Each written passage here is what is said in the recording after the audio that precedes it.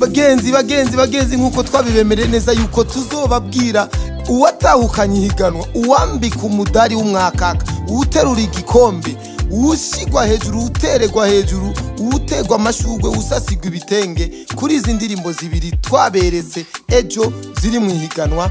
Indirimbo Forgive me niyo iba iya mbere.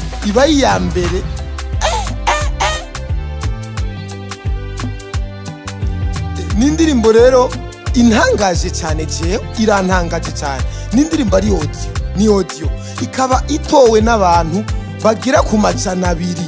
Aha twafatiye ahanyene gushika kuri no saha niho duhagarikiye, ibindi bandanye mu nyuma ntitubizi, ariko tuguhagarikira aha tugeze imaze itowe n'abantu amajana abiri.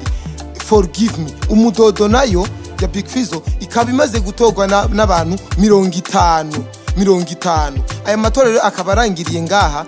Twarabemereza kuzobabwira watahukanye ikibanza cya mbere, ariko nubu nimubandanye mutora, nejo twobabwira uwundi ko yoba yayisumbije, ariko gushika kuri no saha